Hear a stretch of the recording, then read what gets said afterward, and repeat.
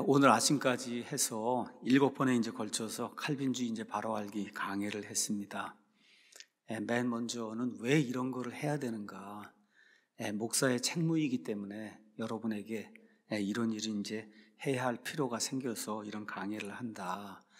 그 다음에 노을만 가이슬러라고 하는 세계 최고의 그 변정학자, 그분이 왜 나는 칼빈주의 5대 강령을 믿지 않는가? 이런 것들 여러분에게 이제 소개하면서 그래서 변증이라고 하는 것을 어떻게 하는 건가 여러 가지 예와 함께 여러분에게 이제 보여드렸고, 그 다음에는 칼빈이나 루터 그러면 우리 개신교 쪽에서는 아주 칭찬 일색인데 실제로 가서 이들의 그 흑역사를 가서 보니까 많은 사람들을 죽이기도 하고, 또 칼빈 같은 경우는 반유대주의를 이제 조장을 해서 나중에 2차 세계대전이 일어났을 때 나치 독일이 이 루터의 이 반유대주의 사상을 가지고 거의 600만 명이나 되는 이 홀로코스트를 통해서 이 유대인들을 죽이는 그런 일을 이제 하게 됐다. 한마디로 자기들하고 믿음이 다르면은 그러면 무력을 써서 죽이기까지 해서라도 이렇게 무슨 일을 하려고 하는 그러한 어느 면에서 악한 일이죠. 악한 일.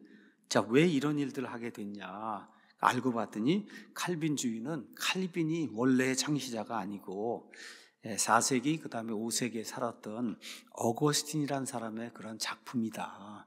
어거스틴의 모든 것을 칼빈이 나중에 이제 그대로 도입을 해서, 그래서 그 중에 특히 왜 이런 일을 했냐? 어거스틴이라는 사람이 도나티스트라고 하는 믿음대로 성경대로 믿으려고 한 이런 사람들을 무력을 써갖고 이렇게 해서 믿음이 다른 자들을 강압을 통해서라도 교회 안으로 끌어들이고 교화를 시켜야 된다.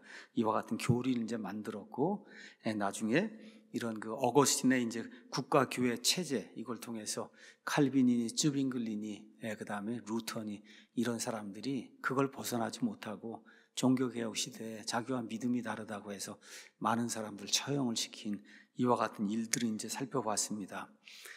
대다수 교회에서 특히 개신교회에서는 어거스틴을 뭐 커다란 성인이라고 그러고 성자라고 이야기하는데, 어거스틴은 성경적으로 봐서는 저는 개인적으로 구원받지 못한 사람이다, 무슨 고백록이다, 하나님의 도성이다, 쓰레기 같은 그런 책에 읽을 필요가 전혀 없습니다. 이 성경이 있으면 충분한 거예요.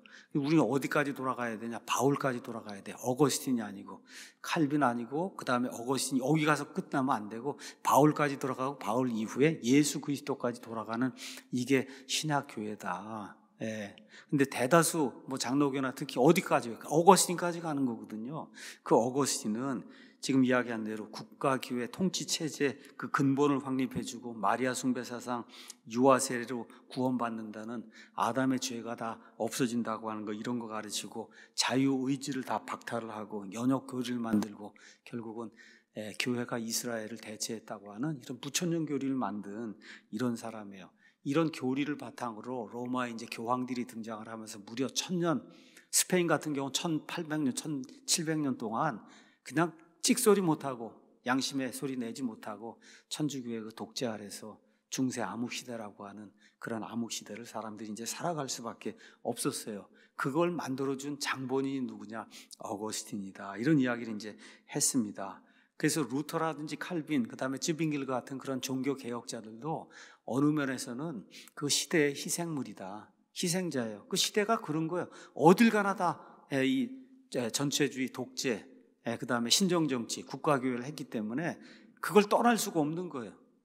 붕어가 물 떠나서 살 수 없듯이 모든 세상이 다 그런 거기 때문에 이 루터나 칼빈이나 이런 사람들도 그런 체제를 벗어날 수가 없었다.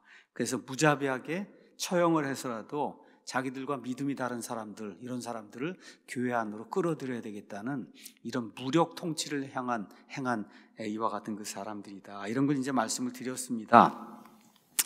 자, 종교개혁 당시의 세상은 국가교회 세상이었어요. 국가교회는 영어로 이야기하면 스테이트 처치예요. 국가가 주도하는 국교가 있었다는 거예요. 국교.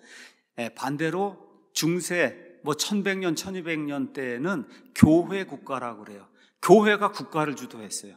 말 그대로 교황 밑에 황제들이 다 들어가는 이런 시스템이었어요. 그거는 처치 스테이트예요. 철치가, 교회가 국가를 주도하는 그런 때가 있었고, 이게 나중에 이제 교황권이 약해지면서 그러면서 국가교회, 스테이트 철치가 이제 된 겁니다.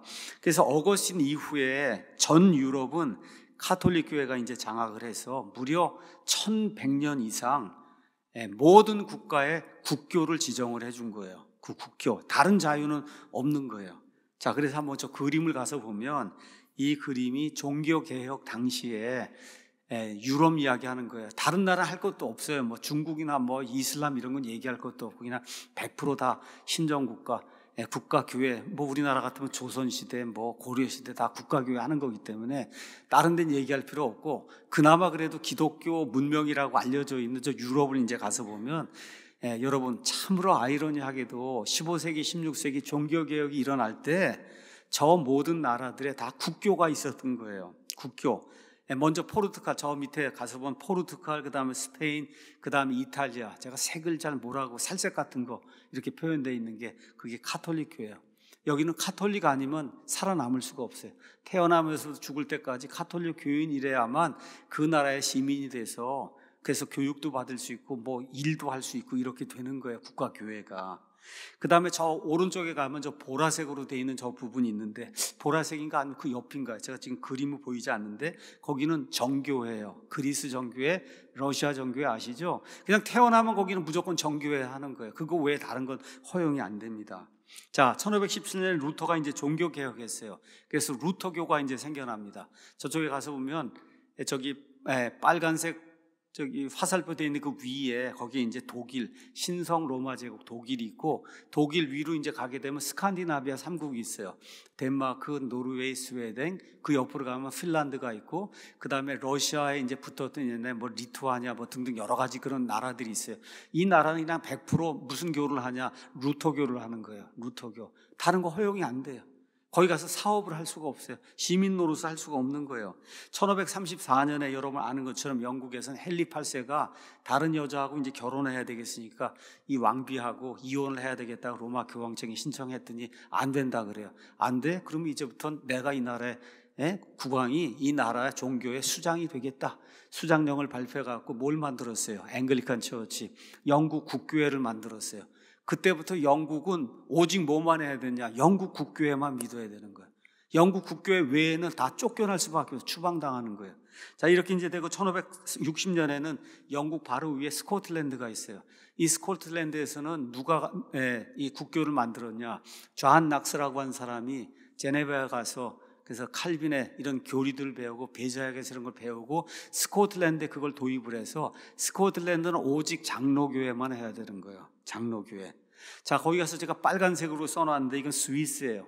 스위스의 존 켈빈이라는 사람이 나오는데, 켈빈은 제네바에서 오직 뭐만 해야 돼요? 켈빈주의, 개혁주의만 해야 되는 거. 이거 외에 다른 거 허용이 안 돼요. 여러분 이게 이해가 돼요, 여러분? 국가가 우리 대한민국 같으면 넌 불교만 해야지 딴 건 안 된다. 뭐 일본 같으면 넌 기독교만 해야지 그건 안 된다. 지금 우리가 이해가 안 되잖아요. 그런데 칼빈이나 루터가 살던 1500년대, 1600년대 그 유럽은 그냥 말 그대로 전 모든 나라가 다 국교를 지정을 해서 그 국교 외에는 다른 걸 믿을 수 있는 자유가 없는 그런 시대였다. 그래서 우리가 이 시점에서 그러면 도대체 왜 이런 일이 발생했는가를 한번 생각해 봐야 되지 않겠어요? 마태복음 16장 16절 18절에 예수님이 그 베드로의 믿음 고백을 따라서, 그래서 뭐라 그랬어요? 이 반석 위에, 이 믿음의 반석 위에 내가 내 교회를 세우리니 지옥의 문들이 그것을 이기지 못한다 그랬잖아요. 그렇죠? 이렇게 돼서 내가 내 교회를, I will build my church, 있는 게 아니에요. I will, 앞으로 짓겠다는 거예요. 앞으로 짓겠다고 하신 걸 어떻게 성취하세요? 얼마 지나서 오순절날 성령님이 강림하시면서 드디어 신약교회가 이제 세워지잖아요. 그렇죠? 예수님의 신약교회가. 그래서 여러분과 제가 조심해야 될 사람도 있어요. 구약시대에 교회가 있었다고 한 사람들 조심해야 되는 거예요. 다 누구예요? 개혁신학 한다고 하는 사람이 아담 때도 교회가 있고 아브라함 때도 교회가 있고 다 이렇게 주장을 하는 거거든요. 이거 주장하는 사람들이 이런 문제를 일으키는 겁니다.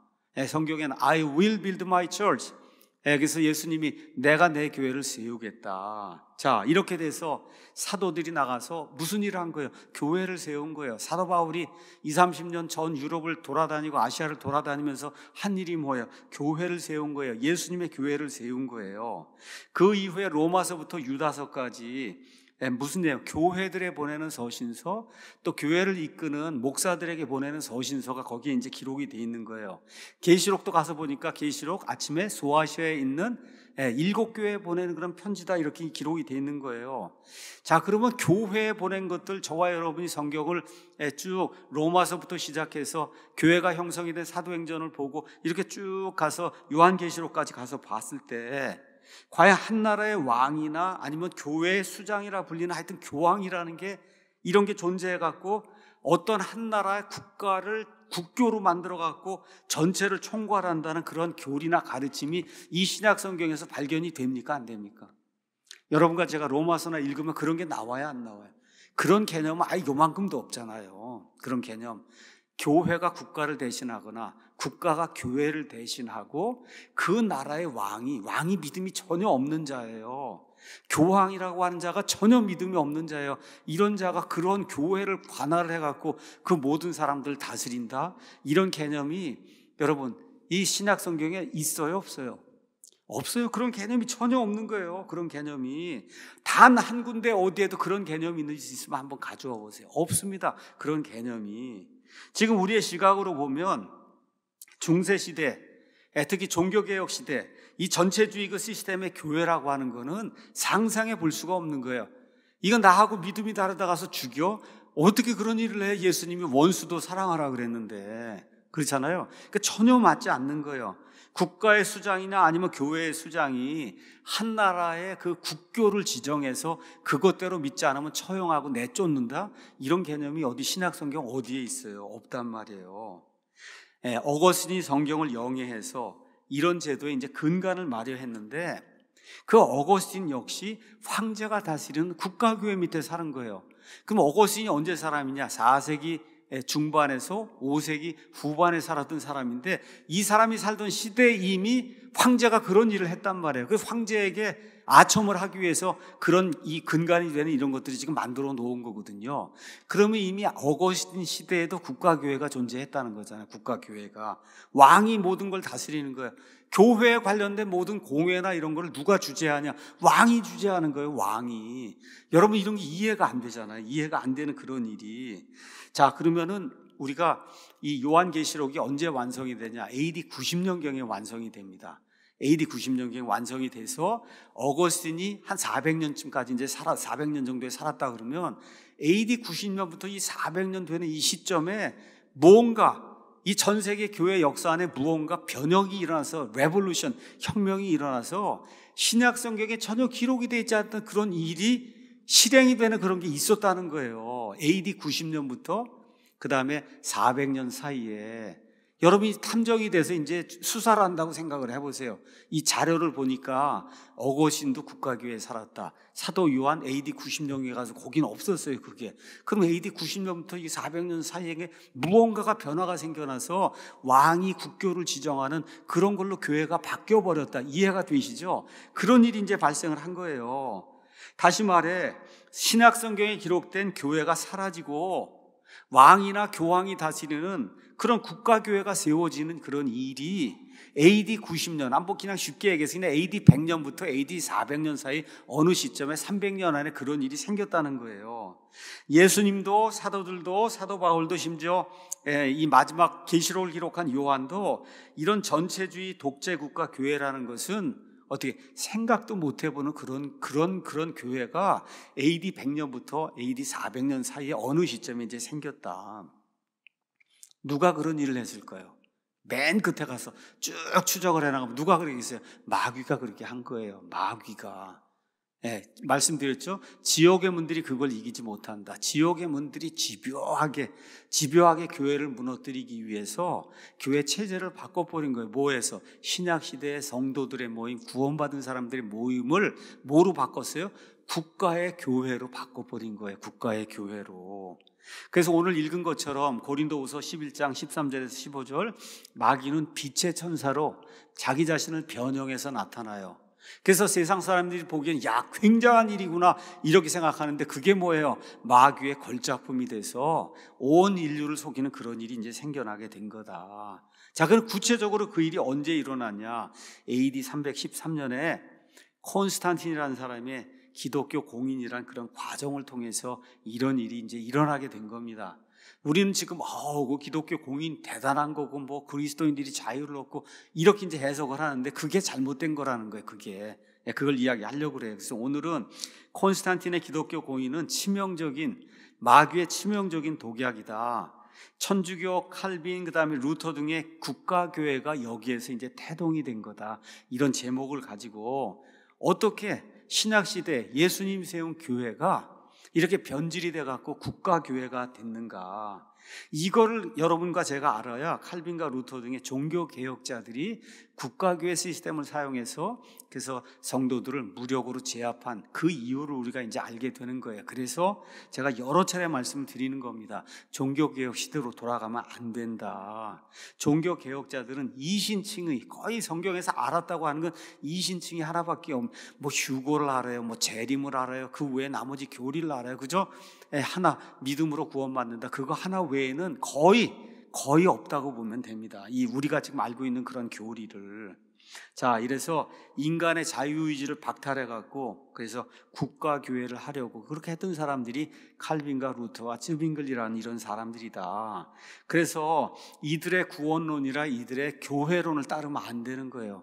교회론이 틀렸어요. 교회론이 틀린 이유가 뭐예요? 구원론이 틀렸기 때문에 이런 일이 이제 생기는 거예요. 그래서 칼빈주의라고 하는 것이 바로 이런 잘못된 교회론, 잘못된 이와 어느 면에서 구원론을 이제 가르치기 때문에 우리는 그 이론을 이제 반대하는 겁니다. 제가 다시 한번 말씀드리지만 뭐 칼빈주의를 이렇게 주창하고 파급을 시키는 뭐 존 메가더, 존 파이퍼, 그다음에 뭐 R.C. 스프롤, 뭐 그다음에 팀 켈러, 이런 사람들이 구원 못 받았다는 얘기하는 거 아니에요. 우리나라 무슨 장로교인들이 구원 못 받았다 얘기하는 거 전혀 아니에요.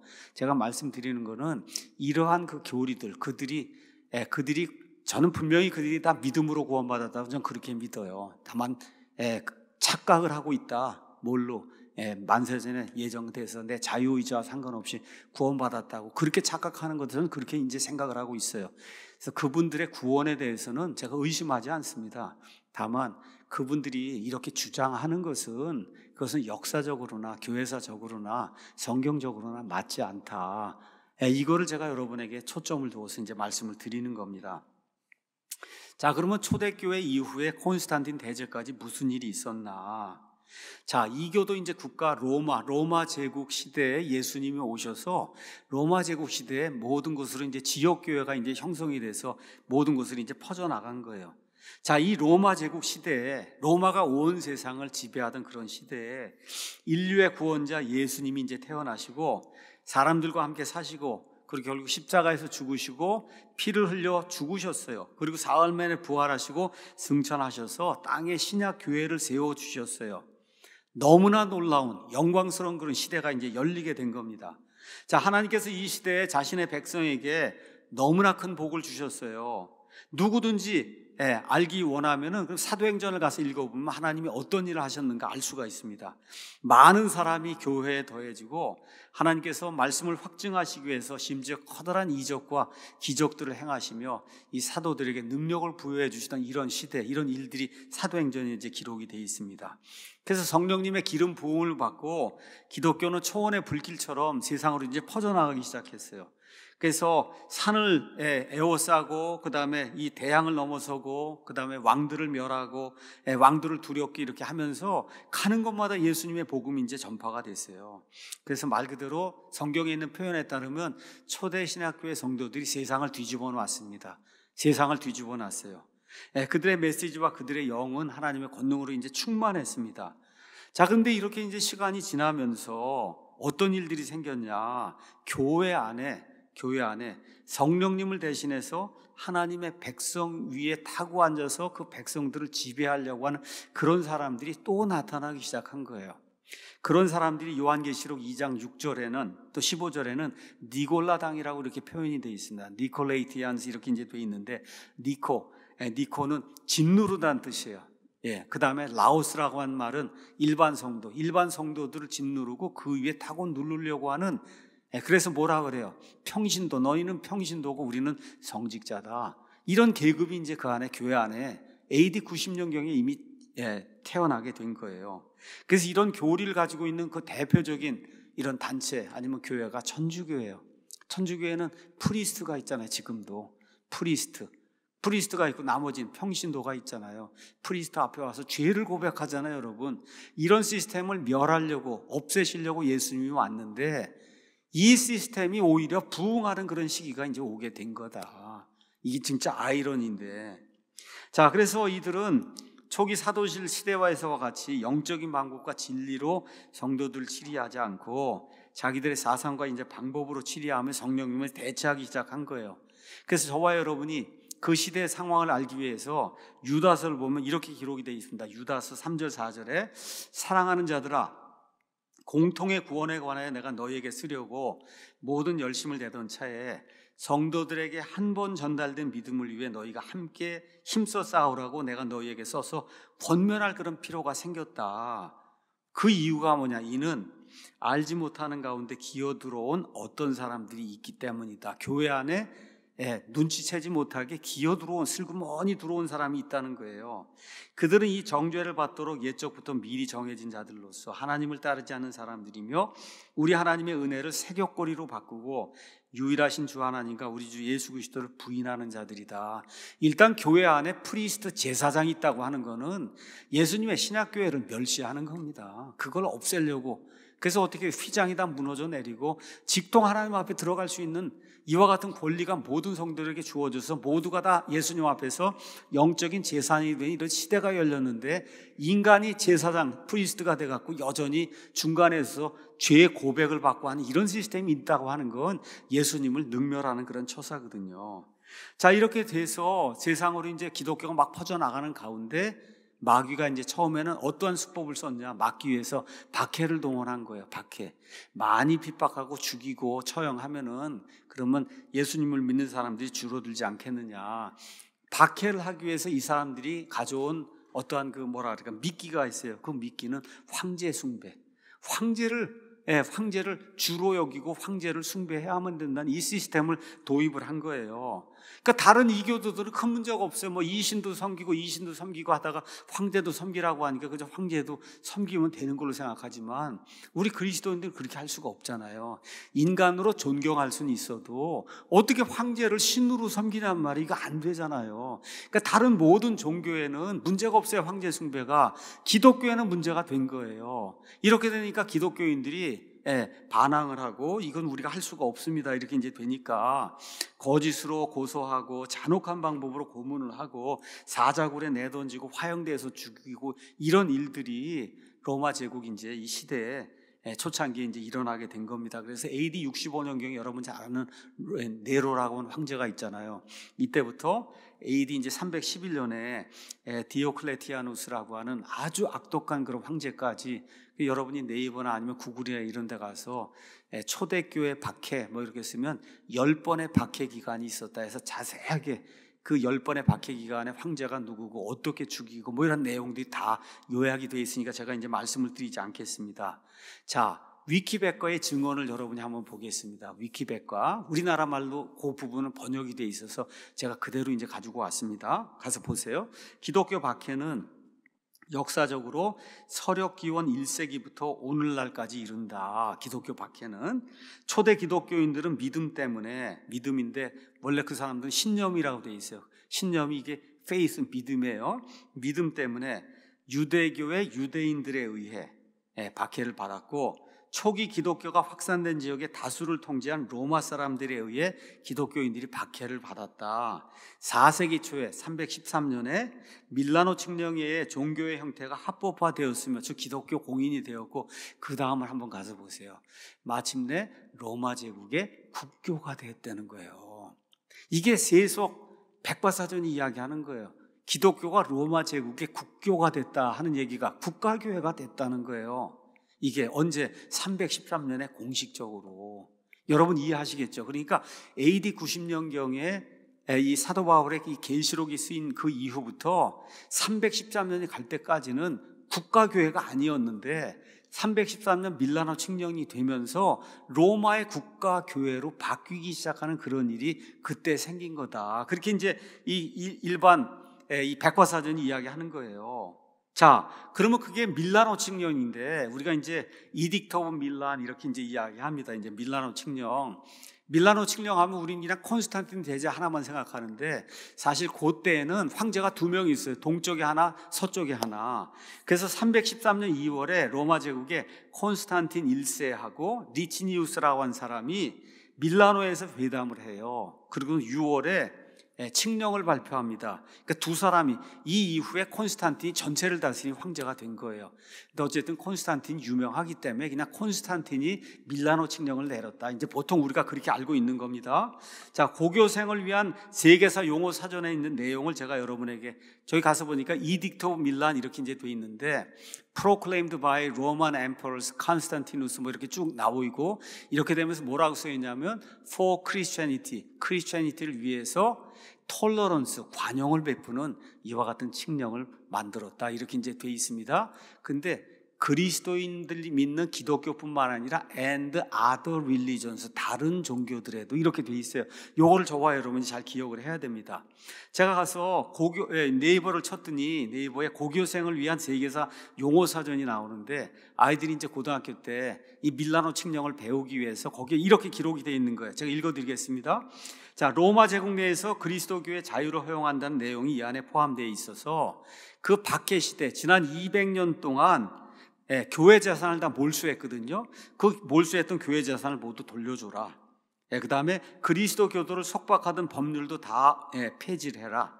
이렇게 되면서 거기 가서 보니까 뭐라고 써있냐, 로마 제국이 그리스도교와 융합하는 방향으로 결정적인 일보를 내디뎠다는 점에서 밀라노 칙령이 대단히 역사적으로 중요한 의미를 갖는다. 뭐가 된다는 거예요? 국교가 된다는 거예요. 이제 국교가 되기 시작했다는 거예요. 국교가. 이게 대단히 많은 사람들이 그럼 자유를 얻었지 않겠냐? 맞습니다. 믿음의 자유를 얻었어요. 근데 그걸 다 끝난 게 아니에요. 이때부터 교회가 타락을 하면서 어떤 일이 생겼는가 하는 것을 저와 여러분이 이제 봐야 되는 거예요. 자, 콘스탄틴하고 국가교회는 이제 여러분에게 말씀드리겠습니다. 로마가 이제 세계를 아우르는 제국이 되면서 로마 제국이 세계를 이제 뻗어나가니까 어디를 결국 점령하냐? 이교도 국가들 다 점령해야 되는 거예요. 자, 그러니까 이교도 국가들 점령하니까 다 로마 제국이 되는 거야, 이교도 국가들이. 그럼 이교도 국가들이 가지고 있는 종교가 있고 문화가 있잖아요. 그렇죠? 이게 다 로마 제국 안으로 다 밀려 들어오는 거예요. 로마가 다 모든 걸 합병을 하니까. 이렇게 되니까 사회적인 문제, 경제적인 문제, 정치적인 문제 이런 사람들 다 잘 다루어야만 국가가 유지가 될 거 아닙니까? 그러니까 이런 정치적인 문제를 가장 교묘하게 다룬 사람이 바로 기독교를 공인하고 본인도 기독교로 개종했다고 하는 콘스탄틴이다. 콘스탄틴 이 사람이 더 퍼스트. 그래서 많은 사람들이 더 퍼스트 크리스찬 엠퍼러. 그러니까 로마 제국의 황제 중에 첫 번째 그리스도인으로서 황제가 된 사람입니다. 참 이게 그리스도인이가 아니가 조금 이따 여러분에게 이제 말씀을 좀 드리겠습니다.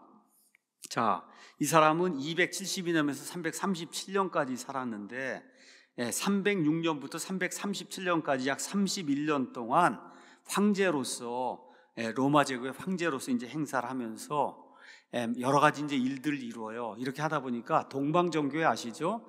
동방정교회는 나중에 이 콘스탄틴, 이 사람이 콘스탄티노플로 수도로 옮겨서 동방정교회에서 이 사람이 성인이 된 거예요. 이 성인이에요. 저 콘스탄틴 성인. 저 사람에게 이제 빌면은 하나님이 무슨 뭘 들어준다고 하는 그런 성인 중에 한 사람이 된 거예요. 콘스탄틴이라는 사람이. 참 정말 이런 거 보면 얼마나 우스운지 알 수가 없습니다. 참 사람을 성인으로 만든다고 하는 게 이게 얼마나 우스운 일인가. 도대체 콘스탄틴 성인이 무슨 일을 했나 제가 여러분에게 말씀드리겠습니다. 세속 역사가들의 증언에 따르면 저와 여러분이 이제 역사 세계사를 배우면 이런 증언이 나옵니다.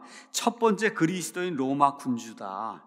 그의 치세는 기독교 역사에서 중요한 전환점이 됐는데 314년 밀라노 칙령으로 기독교에 대한 관용을 선포하여 기독교 박해를 끝내고 사실상 기독교를 정식 종교, 왕이 기독교인이라는데 뭐 무슨 얘기를 하겠어요. 왕이 내가 이제 기독교인이 됐다 이제 그렇게 이야기를 하니까. 자, 그 다음이 중요한 거예요. 왕이 기독교인 됐으면 그걸 다 끝내면 좋은데 본인이 교회의 수장이 된다는 거예요. 본인이. 그러니까 이 로마 제국에 있는 그 그리스도인들 가운데 내가 제일 수장이 돼서 내가 하라는 대로 모든 것을 결정을 해야 되는 교회 수장이 돼갖고, 여러분 325년에 니케아 공회 이런 거 여러분 들어보셨어요? 삼위일체냐 아니냐, 이단이냐 아니냐 이런 거 정한 거, 그런 거 니케아 공회 이야기 들어봐야지. 니케아 공회의 의장이 누구야? 콘스탄틴이에요. 여러분, 믿음도 없는 사람이 그 교회의 그 중요한 일을 정하는데 맨 마지막에 꽝꽝꽝하고 그 의장 노릇을 한 게 믿음도 없는 콘스탄틴이 그 일을 이제 하게 된 거예요. 이렇게 세속 역사가들은 그 공회를 소집해갖고 기독교 발전에 이바지를 했다. 여러분, 믿지 않는 사람이 이 왕이 기독교 회의에 주재를 해갖고 기독교 발전에 무슨 공회에 이바지를 했, 이런 식으로 지금 역사가 다 왜곡이 돼 있는 거예요. 왜? 로마 가톨릭 교회의 역사를 배우기 때문에 그렇게 돼 있는 거예요. 또 330년에 공식적으로 수도를 로마에서 어디로 옮겨요? 지금 터키의 어디? 비잔티움, 거기 이스탄불로 옮겨요. 그러고 난 다음에 이 콘스탄틴 죽은 다음에 그 도시의 이름을 뭐로 바꿔요? 콘스탄티노플로 바꾸는 거예요. 콘스탄틴의 도시다 이렇게 이제 해갖고. 자, 콘스탄틴의 기독교 승인 공인 이후로 어떤 일이 생겼냐? 교회가 이제 핍박받고 그랬는데, 글쎄 왕이 교회를 승인을 하고 나니까 그 핍박받을 때 별 볼 일 없어도 목사, 주교, 이런 사람들이 많이 있어요. 이 사람들이 세상 사람들에게 대접을 받는 게 된 거예요. 이제는 주교님 그러고 와서 뭘 좀 봐달라고 그러고, 교회법에 따라 뭘 해달라고 그러고, 이런 위치로 이게 올라가기 시작한 거예요. 감독님 이렇게 하면서 이게 올라가게 된 거예요. 그 전에는 꼼짝도 못 했는데, 왕이 국가의 교회를 형성하고 국가교회 수반이 되고 이러니까 밑에 있는 사람들이 꼼짝을 못 하잖아요. 그러니까 밑에 있는 주교, 감독, 하여튼 이렇게 부주교 이렇게 하고 이런 사람들이 높은 권력을 갖게 된 거예요. 황제가 또 호의를 보이면서 교회에서 그 지도력을 발휘하고 교회의 공회를 주재하고 이렇게 되니까 교회가 어떤 일이 생기냐? 세상으로부터 분리가 돼야 되는데 어떻게 됐어요? 세상과 하나가 되는 일이 생기기 시작한 거예요. 세상과 하나가 되는 일이. 교회가 이런 모든 것, 이런 걸 얻기 위해서는 비싼 값을 치러야 됐다. 그것은 제가 말씀드린 대로 기독교회만 있는 게 아니라 수많은 이교도들이 있잖아요. 로마 황제는 기독교인만을 대상으로 이 정치를 할 수가 없잖아요. 그 수많은 사람들 데리고 와서 같이, 우리나라 같으면 쉽게 얘기하면 어떤 사람이 기독교 대통령이다, 어디 가요? 불교에 가서도 이거 하고 이거 하잖아요. 이게 그렇잖아요. 이런 일이 생기는 거예요. 이런 일이 생기면 안 되는데도, 이건 미국이나 이런 데서 있을 수 없는 일이지만, 불교하는 사람도 기독교 와서 또 이거 이번에 윤석열 이런 사람 미신을 한다고 어쩌고 그러더니 또 이번에 순복음교회 가서 예배 드린다 그러잖아요. 이런 일이 생기는 거다. 이게 예수님을 잘 모르니까 이런 일이 생기는 거예요. 그러니까 기독교인들하고 이교도들하고 혼합을 하지 않으면은, 그러면 국가 통치가 안 되는 거예요. 황제 입장에서는 안 돼요. 이렇게 되니까 이교도들의 이교주의, 샤머니즘, 신비주의 각종 이런 거 하고 기독교를 어떻게 하든지 타협을 시켜야만 국가 통치가 되는 거예요. 이 황제 입장에서는 국교가 되니까. 그래서 타락한 이 국가교회는 이교도들의 풍습에 근거한 마리아 숭배, 성인 숭배, 우상 숭배, 제사장 체제, 교황, 추기경, 그렇죠? 교부, 연옥, 면죄부, 유아 세례 등 도저히 성경적으로 신약교회가 용납할 수 없는 그런 가증한 것들을 어떻게 해요? 받아들일 수밖에 없는 거예요. 황제가 모든 걸 하면서 모든 나라를 내가 제대로 통치하기 위해서는 기독교하고 합쳐질 수밖에 없다 해서 이교도들이 이런 각종 이런 것들을 교회 안으로 수입을 하게 이제 된 거예요. 그러니까 타협과 배교가 이제 이루어지기 시작한 거죠. 이에 그치지 않고 국가교회는 자기들의 범주 안에 거하지 않는 자유교회 사람들이 있잖아요. 우린 도저히 그렇게 할 수 없습니다. 유아세례 안 됩니다. 어떻게 국가와 교회가 하나가 됩니까? 신약교회는 아닙니다. 이렇게 주장하고 믿는 사람만 예배당에 모여 교회를 할 수 있습니다. 이런 거 주장하는 사람들이 있을 거 아니에요. 다 어떻게 했겠어요? 이단으로 정죄해갖고 몰아내지 않으면은 국가가 통치가 안 되니까 이런 일을 하게 된 거예요. 그래서 뭘 한 거예요? 이단 사냥을 한 거예요. 그래서 중세 암흑 시대 이 천주교에서 그냥 이단으로 몰리면 그냥 깨끗이 다 지상에서 사라질 수밖에 없는 그런 일이 이제 생기게 된 거예요. 세상 역사가들도 천주교 사관을 가진 교회 역사가들이 한 목소리로 콘스탄틴의 기독교 공인을 찬양하지만 우리가 영적인 관점에서 그걸 바라보면 엄청난 문제가 이제 많이 있는 거죠. 그가 기독교 진흥 정책을 쓴 유일한 이유는 뭐냐? 왕권을 유지하기 위해서 그 일을 한 거예요. 예수님을 믿는 사람이 아닙니다. 많은 내전을 거치면서 권력을 이제 콘스탄틴이 잡고는 보니까 이 이교도들하고 이거 뭐 어떻게 융합을 해야만 제국이 살아남겠는데 이걸 하기 위해서는 기독교를 공인하고 내가 또 그리스도인이 됐다고 이야기하고 이런 식으로 해서 기독교와 이거를 짬뽕을 하지 않고는 안 되겠구나 이런 생각을 이제 하게 된 겁니다. 자, 그럼 콘스탄틴의 개종과 그 업적을 제가 여러분에게 잠깐 말씀을 드리겠습니다. 콘스탄틴과 그의 군대가 이제 로마에 다다르게 됐을 때 소위 밀비안 다리 전투로 알려진 그런 전투를 이제 해야만 된 거예요. 이걸 이제 해야만 로마에 입성을 해서 그래서 전체를 다스릴 수 있는 사람이 되는 거예요. 그 당시 관습에 따라 콘스탄틴은 희생 짐승의 내장을 보고 점을 치던 하루스피스라고 하는 사람의 조언을 구했어요. 여러분 에스겔서 21장 21절 이런 데 가면 바빌론 왕이 이스라엘을 치러 오면서 짐승의 간을 열어갖고 간을 이렇게 열면은 그러면 그 점술사들이 보는 거에 따라 이쪽 방향으로 가시오 저쪽 방향으로 가시오를 정해주거든요. 그게 옛날에 유럽이나 이런 데서 장군들이 진격을 하러 갈 때 그때 점을 치던 그런 방식이에요. 이게 콘스탄틴도 이 짐승의 이 간을 열어갖고 그래갖고 이거 점을 치고 이러던 사람이에요. 자, 그래서 이거 보니까 신들이 자기에게 도움을 주지 않아 자기가 그 전투에서 패할 것이라는 그런 점괘가 나온 거예요. 짐승의 그 간을 보고 이렇게 했더니 점괘가 나왔는데 이게 제대로 그 신들을 섬기지 않아서 너는 이제 멸망하게 된다. 근데 꿈에 뭐가 나타났냐? 십자가가 나타났다는 거예요. 이 콘스탄틴의 십자가가 나타난 거예요. 그래서 이 표적, 십자가 표적을 가지고 정복하라는 그런 말이 이제 들려온 거예요. 그래서 그 다음 날인 주 312년 10월 28일에 그 십자가가 달린 깃발을 내세우며 진격을 했고 그 결과 밀비안 다리 전투에서 승리하고 적을 이제 패배시키고 그러고 나서 어떻게 해요? 개종을 선언한 거예요. 나는 이제부터 그리스도인이다. 이렇게 개종을 해서 이게 콘스탄틴의 저 유명한 그 십자가예요. 그런데 모든 면에서 콘스탄틴의 그 십자가 환상은 역사적으로 사실이 아닌 것으로 이제 판명이 됐다. 이건 누가 쓴 글에 이제 나오느냐? 유세비우스라고 하는 그런 말 그대로 콘스탄틴 대제 옆에서 도와주던 어용학자가 있는데 어용학자가 그냥 이 사실을 그렇게 이제 기록을 해놓은 거예요. 어디에 나오냐? 위키백과에 유세비우스 항목에 가서 찾아보면 이게 거의 사실이 아니라고 하는 그런 내용이 그 안에 들어있어요. 자, 혹시 그래도 콘스탄틴이 저런 환상, 뭐 요새 꿈 봤다는 사람, 예수 믿는 사람 워낙 많으니까 이게 사실이라 해도 과연 저 환상을 준 인물이 예수님일까? 예수님이 과연 저 십자가를 들고 가서 그냥 사람들 싸우고 죽이고 이렇게 하고 저 도시를 함락하라는 그런 말씀을 하나님이 주실까? 여러분 주실 것 같아요? 안 주실 것 같아요? 안 주잖아요. 그러니까 이건 예수님에게서 나온 그런 것이 아니다. 자, 그러면 그 환상이 하나님에게서 나온 게 아니면 그러면 이 콘스탄틴의 이 환상과 개종을 우리가 어떻게 설명하냐?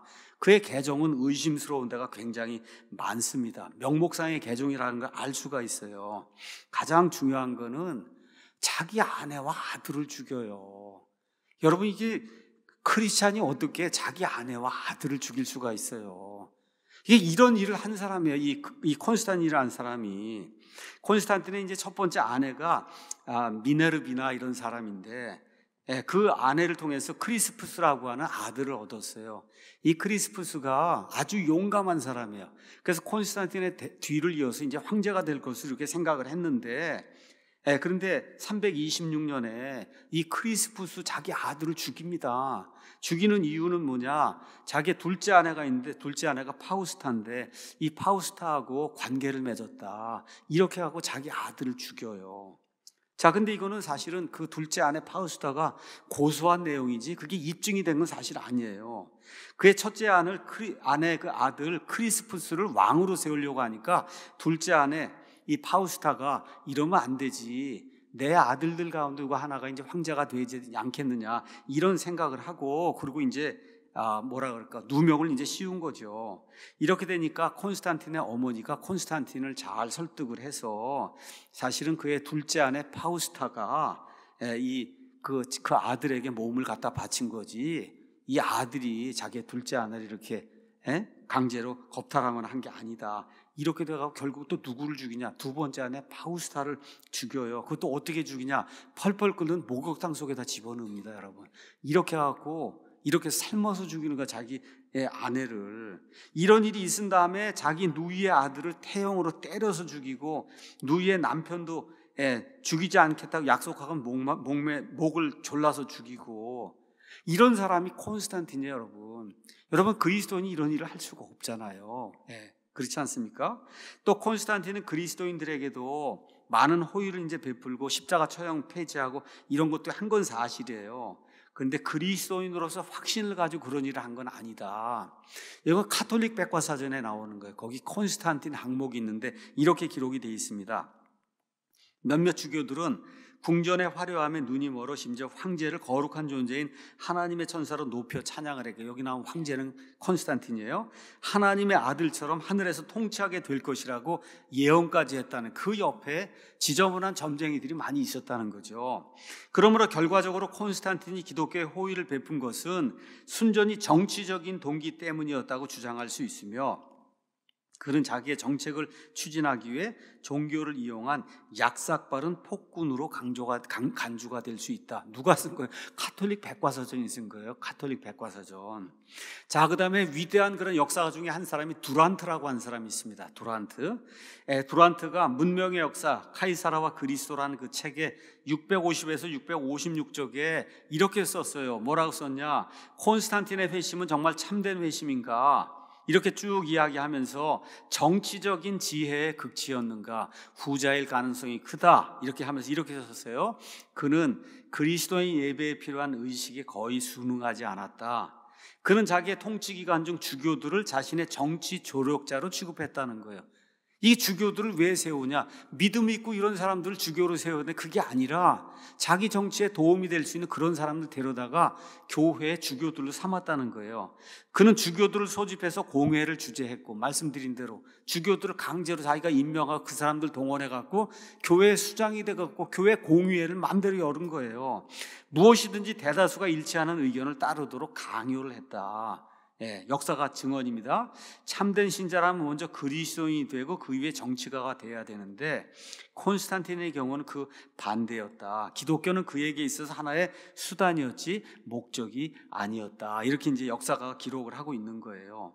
극심한 박해가 기독교 신앙을 파괴하지 못한다는 그런 사실을 콘스탄틴이 깨닫고 어떻게 한 거예요? 이제는 관용을 베풀어서 이교도들 것들하고 모든 거 다 이렇게 합쳐가지고 이 제국이 하나가 되고 팍스 로마나 로마의 평화를 우리가 유지해야 되지 않겠는가, 요거를 정치적으로 간파하고 개종했다 그러고 이렇게 해서 기독교를 이렇게 인정하는 그와 같은 일을 했다. 그래서 콘스탄틴의 기독교는 혼합물이었다, 이렇게 이제 이야기하고 있는 겁니다. 여러분, 이 그림을 가서 보면 여기에 폰티펙스 맥시무스라고 하는 이런 그 타이틀이 있어요. 이게 누구의 타이틀이냐면 교황이 받는 타이틀이에요.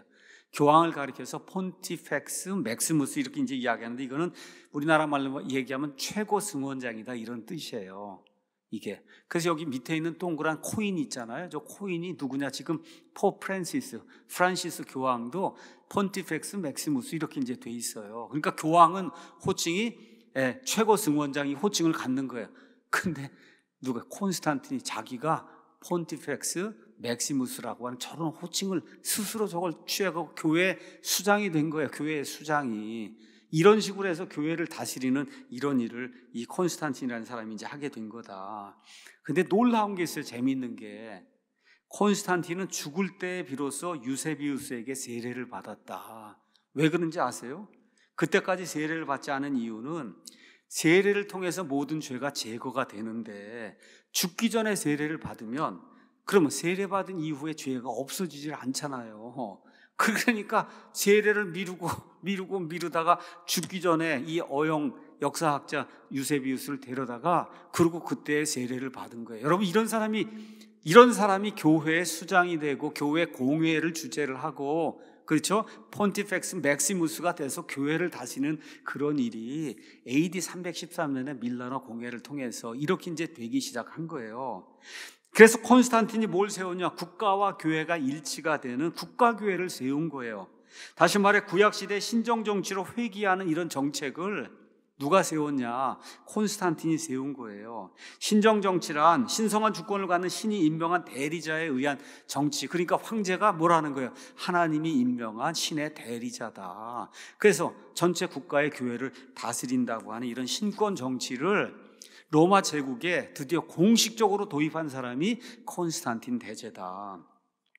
그래서 콘스탄틴과 그 이후에 로마 황제들은 제국을 다스리기 위해서 신정 정치를 구현하려고 했고, 그러고 나서 한 100년쯤 지났을 때, 한 50년에서 100년쯤 지났을 때 누가 등장해요? 어거스틴이 등장하는 거예요. 그래서 그 어거스틴이 이런 그 신권 정치를 위한 이와 같은 그 전체주의 독재 국가교회를 위한 모든 초석을 마련해 주는 거예요. 어떻게 해야 돼요? 자유의지를 박탈해야 되는 거예요. 일단 인간에게서 자유의지가 없다는 거, 이걸 이제 해서 자유의지를 박탈하고 유아 세례를 통해서 유아 세례를 받지 않으면 그 나라에서 살 수가 없는 거예요. 시민 노릇을 할 수가 없는 거예요. 그러니까 모든 로마에서 태어나는 사람이 로마 제국에서 뭘 하려면 무조건 일단은 유아 세례를 받아야 되는 거예요.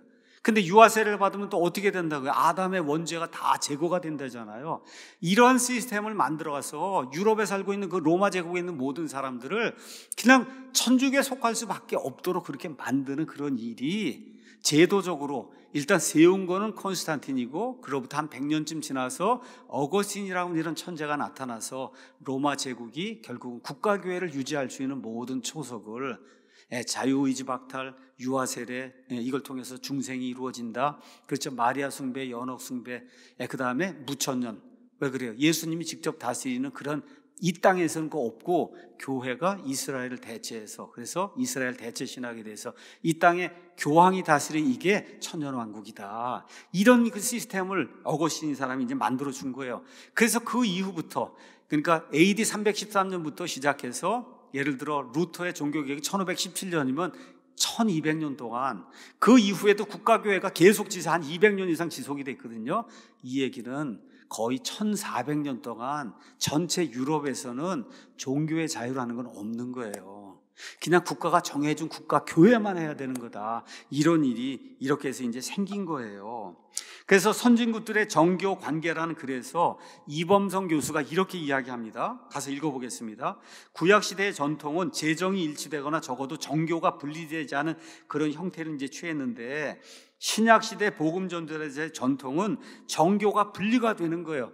여러분, 어떻게 국가와 교회가 하나가 되냔 말이에요. 예수님이 그런 교회 세우지 않으려고 카이사라의 것들은 카이사라에게 바치고 하나님의 것들은 하나님에게 바치라 해서 우리의 영과 혼과 믿음과 자유, 이건 하나님에게 속한 거잖아요. 카이사라의 것이 아니기 때문에 거기다 갖다 바치면 안 된다고 우리 예수님이 말씀해 줬는데, 이 두 개를 다시 합치는 그런 일이 생겼다는 거예요. 이게 그래서 이 카이사르의 것들은 카이사르에게, 하나님의 것들은 하나님에게 돌리라는 예수님의 대답은 그대로 제자들의 의견이 되었고, 그 다음에 정부의 권세에 복종하라는 바울의 말도 정교 유착이 아니라 정교 분리를 의미했다는 거예요. 정교 분리, 세금을 바치고 할 걸 하라고 하는 그런 이야기지, 국가교회를 만들라는 그런 얘기를 바울이 언제 한 적이 있냐.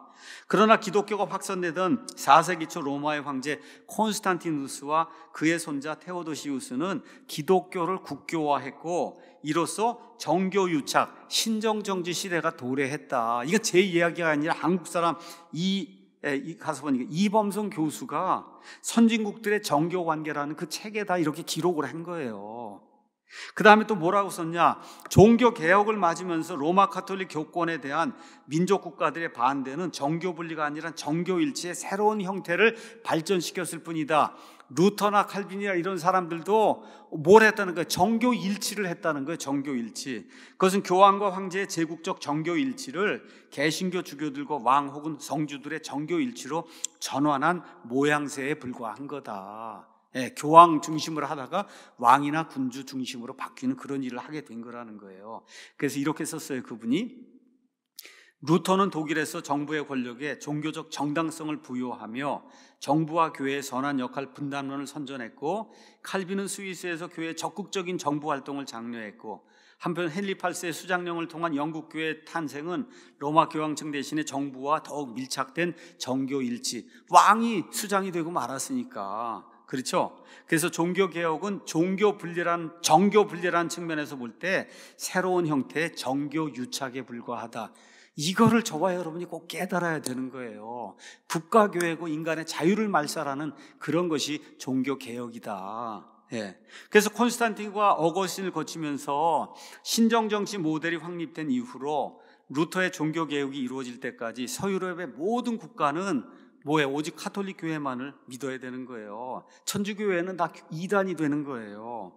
말씀드린 대로 동방에는 정교회가 생기고, 그 다음에 영국에는 국교회가 생기고, 스코틀랜드는 장로교회가 생기고, 그 다음에 독일이나 스칸디나비아 3국에는 뭐가 생겨요? 루터교가 생긴 거예요. 이거 외에는 믿으면 안 되는 거예요. 그런 일이 15세기, 16세기, 17세기, 18세기까지 그렇게 이루어지는 겁니다. 그래서 루터나 칼빈, 쯔빙글리 등이 이룬 종교개혁은 말 그대로 카톨릭 교회의 종교의 틀 안에서 한거하며 개혁을 이루는 거, 카톨릭 교회 모든 거 다 인정을 하고 그대로 하는 거예요. 그대로 하는 거예요. 다만 이신층이 하나만 고치자고 이야기를 했던 것이 그게 종교개혁의 핵심인 거다. 국가교회 그대로 다 인정을 하고, 그래서 이들이 세운 개신교 프로테스탄트 신학은 거의 대부분 카톨릭 교회 것들을 답습하고 있어요.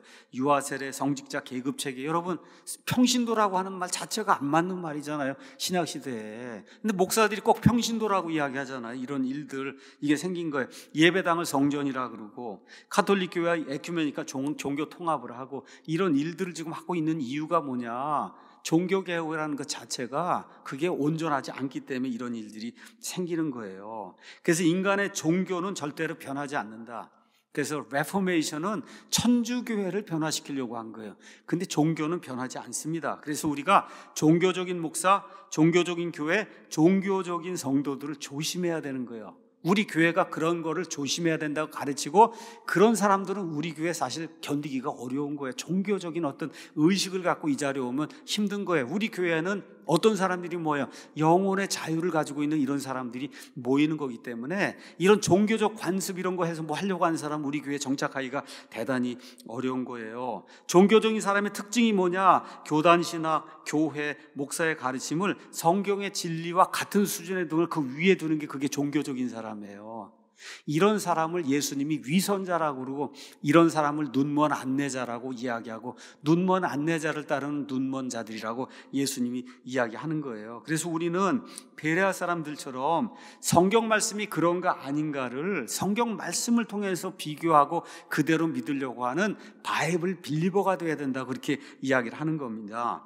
그래서 21세기에 양심과 신앙의 자유가 허락되는 국가에 사는 우리로서는 국가교회에서 양심을 다 빼앗아 갔잖아요. 자유를 다 빼앗아 갔잖아요. 그렇죠? 그렇게 해서 국가가 지정하는 교회에 다니는 게 뭔지 여러분 이해하실 수 있어요? 지금 21세기에 불가능하잖아요. 네, 불가능해요. 근데 그런 일이 종교개혁 시대에는 전 세상에 만연해 있었다. 요거를 이해하고, 그래서 종교개혁으로 돌아가면 안 된다는 거, 이걸 이해하고, 실제로 나중에 200년 더 지나서 1760년, 80년 이렇게 가서 미국에서 드디어 처음으로 종교의 자유가 헌법에 보장이 되는 그런 일이 이제 생기는 거다. 자, 그럼 하나만 더 이야기하고 마치겠습니다. 그러면 국가교회를 반대한 사람도 있었을 거 아닙니까? 유럽에 1200년 동안. 그렇죠? 국가교회가 대두가 되니까 이거는 신약 성경에 나오는 교회가 아니라고 반박하면서 국가교회 반대, 신정정치 반대, 그렇죠? 예, 국교 지정하는 거 반대하면서 신약 성경에는 지역교회를 우리가 해야 되지 않겠느냐. 구원받은 성도들만 구성이 되어 있는 지역교회, 이런 사람들이 나타날 수밖에 없잖아요. 그렇죠? 사도 바울이 그런 사람들 키웠고, 그런 사람들의 후예가 계속해서 존재했을 거 아니에요. 그러니까 1200년 동안 중세 암흑시대 두 부류의 사람들이 있었던 거예요. 한 부류는 국가교회를 해야 되겠다. 구약식 신정정치, 전체주의 독재, 왕이나 주교나 황제 등이 교회의 수반이 되고 이렇게 하는 그런 시스템을 유지해야 되겠다는 사람이 거의 99.9%. 그렇죠? 이런 시스템이 천주교회 시스템, 나중에 나온 개신교 프로테스탄트 시스템이 바로 국가교회를 하겠다는 그런 사람들의 그런 시스템인 거예요. 근데 일부, 얼마 안 돼요. 뭐 0.1%, 0.5%밖에 안 되지만 믿는 자들의 교회, 그 뭐야? 신약 성경에 나와 있는 믿는 자들의 교회, 국교 같은 거 절대 안 된다. 신약 성경에 있는 대로 해야 된다고 주장하는 사람이 나오기 시작한 거예요. 이들이 누구냐? 국가교회를 주장하고 옹호하던 카톨릭 교회와 개신 교회들로부터 이단 소리를 받은 사람들이 다 이런 사람들이에요, 여러분. 이런 사람들이다. 뭘 주장했어요? 국가와 교회는 분리가 돼야 된다. 양심의 자유를 인정해야 된다. 유아 세례를 반대한다. 구원받은 사람만 침례받아야지 태어나자마자 아기에게 왜 세례를 줘서 국가, 교회의 일원이 되도록 그렇게 만드느냐. 안 된다는 거예요. 믿는 사람 믿고 그리고 구원에 확신 있는 사람만 교회의 회원이 돼야지 이 나라에 태어났다고 다 교회의 회원이 되면 안 되잖아요. 이런 사람들이 이제 들고 일어나기 시작한 거예요. 그래서 기독교의 역사를, 저 그림을 여러분 머릿속에 잘 집어넣어야 됩니다. 자, AD 30년경에 예수님의 교회가 시작이 돼서 위로 가는데, 그렇죠? 313년에 콘스탄틴에 의해서 기독교 공인이 되면서 여기서 떨어져 나간 거예요. 정치하고 종교가 하나가 된 이런 사람들이 나오기 시작한 거예요. 저 밑에 커다란 큰 길을 걸어가는 그런 사람들이 나오면서 저게 천주교회가 되고, 저 천주교회가 둘로 나뉘어서 서방으로 가면 카톨릭이 되고 동방으로 가면 정교회가 된 이런 시스템이 있는데, 1517년경에 이신칭의를 주장하며 저 천주교에 속해 있던 루터나 칼빈이 저기를 좀 벗어나 봐야 되겠다 하고 저쪽으로 좀 찾아오는 거예요. 저 위로. 저 위로. 근데 찾아오는데 이신칭의 빼고 나머지는 다 뭘 갖고 와요? 카톨릭의 모든 걸 갖고 오니까 이게 성경하고 맞질 않게 돼 있는 겁니다. 그럼 저 위를 걸어갔던 사람도 있을 거 아닙니까? 저 위. 국가와 교회는 하나가 되면 안 된다. 양심의 자유를 허락해야 된다. 그렇죠. 믿는 자들만 침례를 받아야 된다. 이런 것들을 주장하면서 하니까 저 밑에 있는 국가교회가 저 사람들 다 뭐라고 불렀겠어요? 이단이라고 부른 거예요. 그러니까 중세 로마 카톨릭 교회에서 이단이라고 불린 사람들이 가서 그 면면을 살펴보면 다 뭘 주장한 거예요? 신학교회를 해야 된다는 걸 주장했던 그런 사람들이다. 주 3세기경에 로마 제국의 노바테온, 저 그림 한번 가서 보겠습니다. 다음 거. 가서 보면 이제 프리 프로테스탄트 디노미네이션 이렇게 돼 있어요. 종교개혁이 일어나기 전에 이 유럽 전체에 저런 사람들이 곳곳에서 일어났다는 거예요. 3세기경에 로마 제국에 노바티안이 일어나고, 이 사람들 주장한 게 유아 세례는 그 성경에 없는 거다. 유아 세례. 그 다음에 이제 이 사람들이 이름이 바뀌어서 카타리로 이제 이름이 바뀌게 됩니다. 그 다음에 4세기 초에는 아프리카에서 누가 등장하냐? 도나티스트가 등장해요. 그래서 이 어거스틴하고 대적하는 그런 일들이 생기고, 7세기경에는 타우루스 산지에서 포울리시안, 저기 가서 보면 사도 바울의 교리를 따른 신학교회를 해야 된다는 포울리시안들이 이제 등장을 하게 되고, 그 이후에 또 어떤 사람, 12세기경에는 왈덴시안이라는 사람이 저 끝에 가서 보면 이제 왈덴시안들이 등장을 하게 되고, 그 다음에 영국에는 위클리프 당시에 롤라드라고 하는 그런 사람들이 이제 등장을 하게 되고, 이렇게 해서 우리가 알지 못하는 이런 여러 부류의 이름으로 불린 그러한 그 사람들이 이제 곳곳에 등장하고, 또 종교개혁 시대에 누가 등장해? 애나베프티스트가 등장을 하는 거예요. 아이들에게 세례 준 거 이거는 무효지 않냐? 나중에 정확하게 복음을 깨달은 사람이 다시, 애나는 다시라는 뜻이에요. 다시 침례를 받아야 된다. 이렇게 이 사람들이 등장하니까 또 개신교인들, 천주교인들이 이 사람 다 잡아다 죽이고 하는 그런 일들이 이제 생기기 시작한 거예요. 자, 그래서 이런 사람들, 천주교회가 박해라고 개신교회가 박해했던 이런 사람들, 여기에서 누가 나왔어요? 저와 같은 베프티스트가 여기서 나오게 된 거예요. 옛날엔 저 사람들을 베프티스트라고 부르지 않았어요. 근데 베프티스트의 정신하고 똑같은 거예요. 뭐예요? 양심의 자유가 가장 큰 거다, 인간에게. 국가가 국교를 제정해서 인간에게 부과할 수 없다는 거예요. 구원받은 사람만 신학교의 성도가 될 수 있고, 신학교회는 국가가 아니다. 이렇게 이야기하고, 모든 사람이 하나님 앞에서 제사장이 되는 만인 제사장설을 이야기한 거예요. 목사가 더 높고, 그래서 무슨 성직자 계급이 따로 있고 평신도, 이런 것은 신학 성경에는 없는 거다. 이거를 주장한 사람들이 유럽 내 여러 지역에서 많이 일어나게 이제 됐던 거예요. 근데 이런 사람들의 역사는 로마 가톨릭 교회에서도 이단이라고 해서 어디서 다 불태워버리고 죽이고 이렇게 했기 때문에 지금 교회사에서 가르치는 역사는 쉽게 얘기하면 뭘 가르치는 거예요? 천주교회사를 가르치는 거예요. 천주교회사. 이렇게 하니까 어거스틴이 훌륭하고 뭐 프란시스가 어떻고 이런 이야기를 하고 있는 건데, 하나님이 써놓으신 그 교회 역사, 천국에 가면 발견하게 그 교회 역사에는 이렇게 믿음의 자유를 가지고 성경, 신약 성경에 있는 대로 교회를 하고자 하는 이 사람들의 그 교회가 진짜 교회라고 하나님이 그렇게 기록해 놓으셨을 것이다. 저와 여러분 이런 데 속한 사람들이에요. 그러니까 여기 속한 사람들은 뭐라고 얘기하냐? 우리는 프로테스탄트가 아닙니다 얘기하는 거예요. 저와 여러분은 프로테스탄트가 아니에요. 천주교에서 나온 사람들이 아니에요. 어디에서 나온 거예요? 신약 성경에 사도 바울에서 그 뒤를 이어가는 피를 흘리며 순교하면서 양심의 자유를 지켜오려고 했던 그 무리에 저와 여러분이 속해 있는 거예요. 이런 사람들의 모임이 바로 자유교회 그런 모임이 되는 거예요. 그래서 개신교 이전에 저와 같은 성도들이 있었다. 이들이 피를 흘리면서 지키려고 했던 것이 뭐냐? 영혼의 자유, soul liberty. 어느 누구가 누구에게 뭘 믿으라고 강요할 수 없다는 거. 그 다음에 종교의 자유, 이걸 강조했던 거예요. 그럼 국가교회가 빼앗으려 했던 게 뭐예요? 그게 영혼의 자유, 종교의 자유예요. 그래서 국가교회를 하는 천주교나 아니면 개신교, 칼빈주의에서 뭘 없애려고 그래요? 인간의 자유의지를 박탈해서 없다고 이야기하려고 하는 거고, 우리는 여기 가서 보니까 분명히 있다고 이야기하는 겁니다. 이게 바로 칼빈주의 하는 사람들, 가톨릭교회 하는 사람들하고 우리 베프티스트들의 차이가 되는 거예요. 그러니까 베프티스트의 가장 큰 특징을 하나 들어라. 뭐 두 가지 들 수 있어요. 오직 성경으로 해야 되고, 두 번째 양심의 자유에 따라 한다. soul liberty. soul은 카이사르에 속한 게 아니에요. 우리의 영혼은 정부에 속한 게 아니에요. 누구에 속한 거예요? 하나님에게 속한 거기 때문에 하나님께 드려야지 정부에게 드릴 수 없다는 겁니다. 우리의 양심을. 그래서 천주교, 루터교, 그 다음에 칼빈주의자들은 국가교회를 하게 된 거예요. 국교를 인정하고 자유의지를 박탈하게 된 거고, 그 다음에 우리 침례 성도들은 신약교회를 하게 된 거예요. 국교를 불인정하고 자유의지를 인정하고. 그래서 다음 시대, 다음 시간에는 이제 드디어 하나님의 때가 가서 사람들이 국가교회를 벗어나게 되잖아요. 그게 이제 200년뿐이 안 된 거예요. 어떻게 저렇게 종교개혁 시대 전체적으로 다 국가교회였는데 어떻게 이렇게 자유로운 시대가 됐잖아요. 이게 어떻게 가능했던 건가? 이런 내용들을 여러분에게 이제 미국 역사와 함께 종교개혁 시대 그런 역사와 함께 여러분에게 다음 시간에 또 말씀을 드리는 그런 시간 갖도록 하겠습니다. 여기까지 하고 마치겠습니다.